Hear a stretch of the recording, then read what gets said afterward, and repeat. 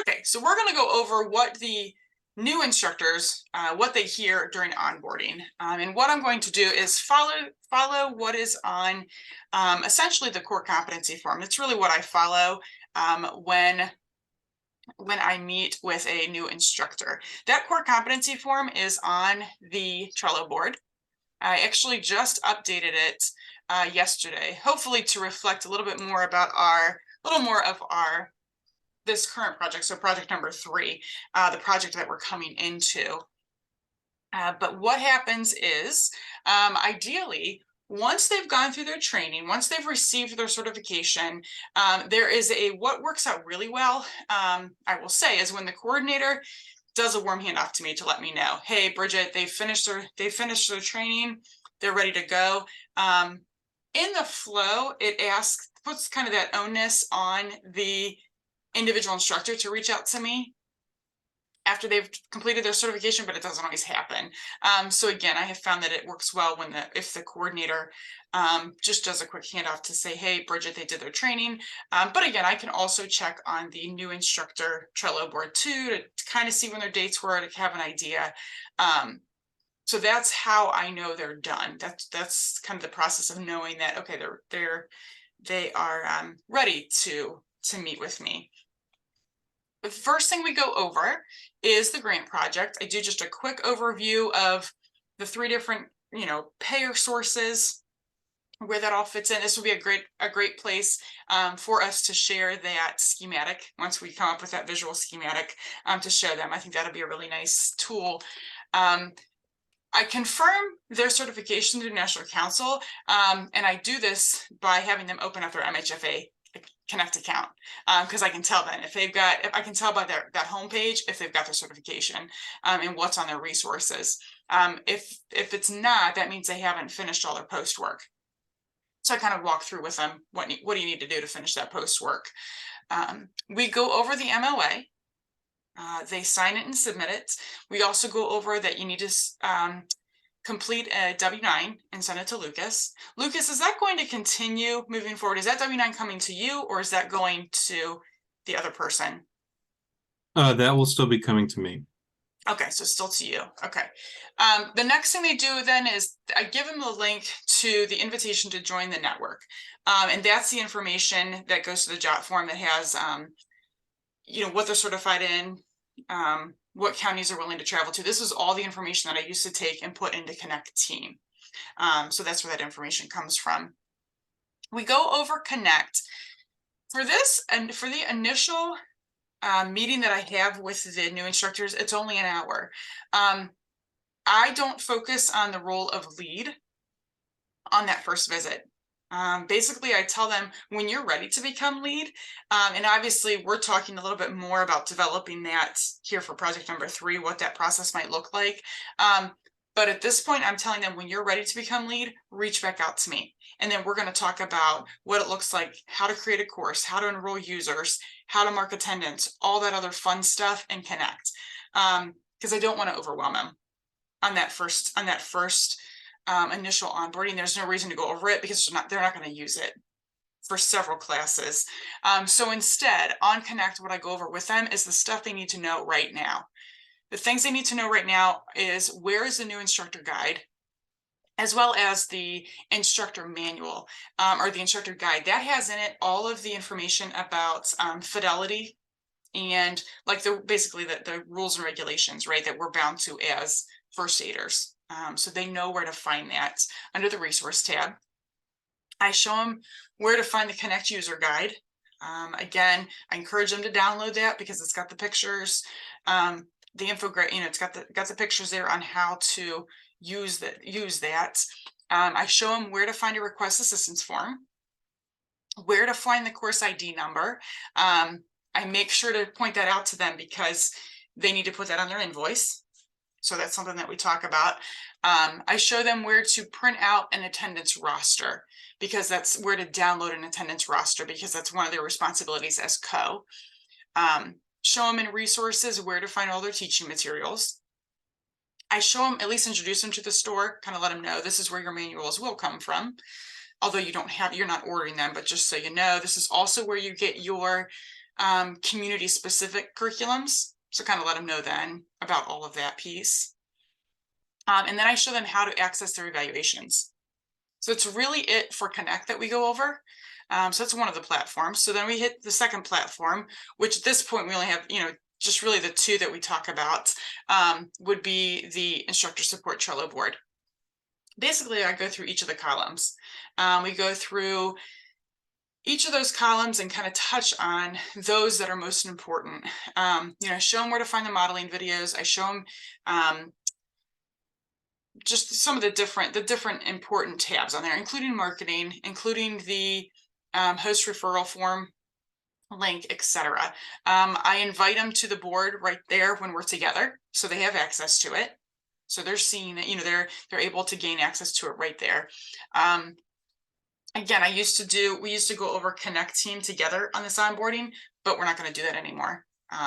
So I don't go over that. Not going to go over that with them anymore. I review the process on how instructors teach classes. So kind of talk with them about the two different ways that classes are scheduled, hosted, and I talk about them what that process looks like, that they just need to fill out that referral form with whatever information they have, that it is the final call of the project team to say if the class happens or not. I give them the information about, it has to be 30 people. Here's our target audiences. Kind of give them the explanation about corporations, where we sometimes run into barriers with that group. And then the information about the dates. Don't be careful with selecting dates, and understand that, we also talk about then that $100, the $100 piece, where it's per organization, not per, each time you teach the class. And then I show them how an open class happens. Show them our website, of course, how to register. I tell them best way to get class, people who teach the most are people that bring classes to the table. So I do encourage that referral process, encourage that hosted referral process for them. Any questions right now? No. Okay. Again, if any questions about any of these processes or things that you want, I guess I would also say things that you want me to say differently, that maybe don't follow the SOP that you're, as you guys are using them, please let me know too. The next thing I go over is the reviewing the instructor and coordinator role. Just kind of how does it all fit together? One of those things that I point out is that the expectation is that if a coordinator reaches out to you, the expectation is that within 48 hours you're responding by email. They're emailing, respond within 48 hours. And I tell them, because there's, there's a lot going on, especially at that 2-week point, we got to keep things moving. In the subject line of emails, you should be entering the course ID number. It just helps the coordinators with organization. CC coordinators on all emails to hosts and participants. Again, just so they're just so they can keep in the loop if there's ever any questions that come up. Then we go over the role of the lead versus co. What does that look like? Again, they can reference the course checklist on Trello. And for those of you that have not seen this, and the coordinators may or may not, I know the instructors have likely seen it, but I will show you the instructor checklist. Oh.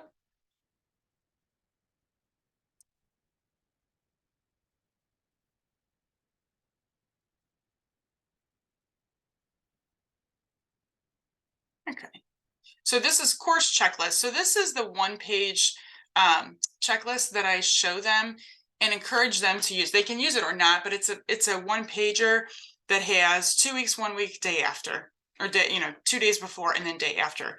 I tell them I staple this to my roster. This is my reminder then of all the tasks I need to do as a lead. They can use it, they don't have to, but it's there. It's on the Trello board for them to use if they want. Then we've got, let me go back here.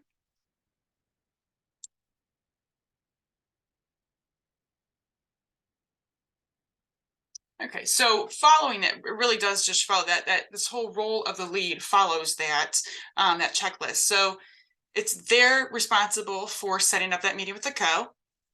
They need to reach out to the host to set up the logistics. They need to create the Zoom link if it's a virtual meeting. They need to buy a Zoom account, if they don't even have one that supports a full course. If they don't have a professional level virtual meeting space, if they don't have one, they need to create the course and enroll users in Connect if that's not been done by the project team. They're going to send out the appropriate emails and help guides and templates, templates. Using the templates. Assist participants in troubleshooting, Connect issues, monitoring that pre-work. They're going to be the ones bringing the manuals to class, ensuring that the used number of manuals matches the number of attendees. That's another important one that they need to know that those numbers need to match up. They can't just be leaving any additional manuals behind, because those all need to be accounted for. During the class, they're responsible for checking attendance, monitoring the chat if it's virtual, downloading any resources if it's virtual. They're then responsible for marking attendance in Connect within 48 hours of the class, marking attendance on the roster, and then it's getting sent to the coordinator and host within 48 hours, ensuring that those numbers match, and then submitting the invoice from National after it's verified for a number of seats and no tax to the administrative coordinator. And again, Lucas, this is when it's going to start going to the other person, correct? Yeah. Okay, correct. And what's her name again, just so I remember? Julia, thank you. I couldn't remember. And then the role of the co then is to meet with the lead prior to class, discuss logistics, this is what I tell them, and then what they're going to do during class. And I do stress to them, in your role as co, even if this is your very first class that you're teaching, and this, so you guys know as well, this is the expectation that's delivered, is that they are ready to teach the full class. I let them know, don't come into class, don't come in, even if this is your very first class, thinking that you can just teach one section, because there's a chance that if the wind blows the wrong direction, the lead's Wi-Fi can be out and the whole class is going to be yours. So, don't make sure that you're not coming to class thinking that, okay, we talked about me only doing section 2, so that's all I have to do. I do stress that with them, that you may end up doing the entire class yourself. So be prepared. So we do talk about that as well. We talk about technology requirements for virtual delivery, some different tips. It's best to be hardwired in versus a wireless connection. Google Chrome helps support the videos better than Internet Explorer. Again, here's this piece about being responsible for the virtual meeting accounts. If they don't have one, they need to buy one because they have to set it up. This is just information about virtual. I could go, or I touch base with them in this first meeting about their comfort level in virtual delivery. Do they need help with chat management, all those kind of technical pieces? And sometimes we have to set up separate meetings to go over this stuff because we can't get it all in this one time. The next process we go over is the invoice process. So I pull up an invoice with them and walk through it from beginning to end, and kind of show them, here's where you find the project. I pull up an Excel spreadsheet and show them, this is where you find your project. If it's not listed on here, you go back to the lead or you go to the coordinator and say, what project is this for? And then fill it up with there. Again, emphasizing it's got to be turned in by the 5th of the next month to Lucas. Then we've got just some basic course management guidelines. There's a lot of helpful information on Trello about kind of classroom management 101 that I share with them, just kind of show them where that's at. Here I've got then kind of let them know knowledge of material presented, because some of this is not only orientation, but it's also letting them know that these are the expectations that we have of you as an instructor with this project. Is that you are going to, know that we are going to be reviewing your evaluations. Know that, that's the way that we assess your knowledge of the material presented. Professionalism, again, just kind of touch on this, that they are adhering to the fidelity, that they are dressing for success during the presentations. These different types of things for professionalism. timely response to requests for assistance, not only from coordinator, but also from the participants. Again, that message is heard during onboarding, that they do present on time for the dates and times of trainings that they have agreed to. And if for some reason they're not able to teach, that they do let us know ASAP, right, that they're not able to. These are the different proficiency skills and presentation skills. Again, I just share with them. Much of this is on the Trello board as well. Again, these are those skill sets that we identified way back in 2020 as those strengths for a good instructor. And those are all found on the Trello board. But again, there's one of the other pieces on here that would be included then is how do you schedule a class? And that will be as soon as we finalize that process for the Trello board, that will be the other piece that they are onboarded, the information that they're given. So what questions do you guys have? Does this help? Does it confuse matters? What would you say? I just want to make one quick comment on the invoice process. So instructors submit their invoice by the 5th of the month, but those invoices need to be confirmed. So they're not going to get paid till around mid-month. I just wanted to throw that out. Yeah. I used to tell them, because I think the original time frame was by the 10th. They would get, like we submit ours by the 5th, and then the turnaround time is by the 10th. But then I've heard that is a little bit different now. So yeah, that's good to stress that, Lucas. Thank you. You're talking about their teaching invoice, not the class invoice. Correct. Yeah, because there's two. Yep. Yeah.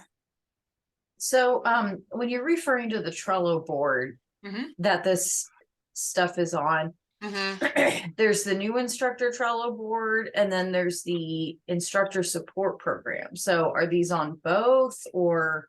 So the majority of what I'm referring to, actually everything that I'm talking about right now is from the core competency form, and everything I talk about on onboarding is here on the instructor support Trello board. So it's this one. I like to call this the OG Trello board. This was the first. But yeah, this is the one. So just so you're kind of aware too, and I'll let you guys know what's on here. Again, because you may not be in here much as a coordinator, because this one isn't as much, I mean, obviously there's other ones that are more applicable, but the things that I do highlight for them, so that, again, these things that the messaging that they're getting is they see on here, I point out to them where the modeling videos are, so they can see where the adult and youth modeling videos are. They can very easily see that. Something else that's on here is how to contact National Council. If you are locked out of your Connect account, which means you can't log in to submit a request assistance form, you're kind of stuck. How are you supposed to get a hold of National Council? So there's actually a phone number on here and an email on how to connect, how to reach out to National Council. So if anybody ever asks you, there is a number on here. The next one on here that, this next column is where a lot of the information is that I go over with them. There's information on here about class length and typical times. Again, this is the agreed upon class length and typical times that we came up with to say an adult class is this, typically 9 to 3:30. A youth class is typically 9 to 3. So when we're running the classes, we're all speaking the same language so that they know, I'm letting them see this. The co-instructor discussion questionnaire, that's something that I encourage them to use when they're meeting with their fellow instructor. Kind of cuts down on nobody told me I was supposed to do that. It's kind of like, well, if you both read from the same piece of paper, you both see what your responsibilities are. These are the things to go over as you're prepping for a class. Here's the email templates. Trying to think what else. Again, there's the email template that we go through, or the invoice template that we go over. That's really, and then the resources. Stress to them that these are the resource lists that they have to that the bare minimum share with the participants. Sample timing guides are on here, and then some other helpful videos on using Connect, as well as Connect Team. And then the advocacy piece is those different helpful things, the flyers that they can use, and then our host referral form. And then back here is all of that helpful information. Again, these are those extra pieces about what does being a good instructor look like. These are those key skills that we identified that make up a good instructor. And there's a lot of really great supporting articles and information on Classroom Management 101, somebody struggling with, I don't know how to respond to the monopolizer of the class or the naysayer in the class. There's some good information in here. So that is the Trello board that I'm referencing. Any other questions on that? Not so much the Trello board, but I have a quick question. Going back to rosters, and again, disclaimer, I'm going in at 45 days here, so I'm still fairly new. So in the beginning, I thought this was completely on me, but after reviewing the core competency, I'm thinking maybe a note needs to be stated or a card that the attendance sheet is not the roster. So just they need to take what they need to do with the attendance sheet to then put it back on the roster to then give it back to the coordinator. I had a couple crossover classes, and again, no excuses. However, what I'm learning is that the attendance sheet is not, and then I'm searching for the original roster. And again, this might just be because it was a crossover class. So I'm looking for different pieces in order to deliver it to Lucas. Yeah, I see what you're saying. Yeah, like the download attendance roster that comes from the National Council website. You don't want that scanned to you. You want the roster that says attended, not attended, canceled. Yeah, the one. So in the instructor email, the one that I give them, if I could get that one back, and it's not everybody. Just I was like, oh, this looks different, and then I'm like, oh, yeah, that's an important one. So it's not just you. Well, that's a good. You know what? I'll put a quick note on Connect Team, since if this is something that is happening more often, if it's happening more than once, it might be a helpful reminder to people that when we're talking about the attendance sheet, we're talking about the roster, is what we're asking for. Yeah. I like their own. Some of them make their own, and like that's cool. Yeah. We need the official one. Yep, I can do that. Any other questions, or again, kind of just questions about, not necessarily even about that orientation, but just about the flow of what the instructors are doing, or recommendations about what the instructors are doing. Can this be for the lead role as well? Yeah, you mean recommendations? Yeah, absolutely. So I would recommend that whenever the class is finished, that because the other invoice, so there's the invoice that instructors have to submit to me or Julia, the new person in the future. That's its own invoice, but the one with the class invoice, there's only, National Council only allows 48 hours before they're going to issue the invoice to the lead instructor. So as soon as that class is done with, it's best to just go into Connect, completely unenroll those people who did not attend, so that invoice is correct, and that just makes things a lot cleaner for everybody. So I just want to really stress that if you can, right after the class is over, getting connected, make sure that attendance is correct. Yeah, because they're going to generate that roster by 48 hours. So if we're waiting 2 days, then we're already probably behind. Yeah, no, that's a good tip, because I know sometimes, like if I have a class on a Friday, and it's not over at 4:30, sometimes I'm like, yeah, forget it, I'm not doing anything till Monday. But sometimes that kills me. that can bite me in the butt then, I guess, if I wait and don't do that. But that's a good motivation to go in and at least get my Connect attendance done, at the very least. And another thing is, Yeah. if the invoice is incorrect, it's their instructor's responsibility Yeah, to go in and fix that, which that's a hassle in itself. So to avoid that, just make sure that it's Yeah. done in after the class. yeah, that's a good idea. I like it. I like it. Anybody So else? it's the instructors that are unenrolling people that didn't attend class. Correct. And They're supposed to be the ones. Okay. Yeah.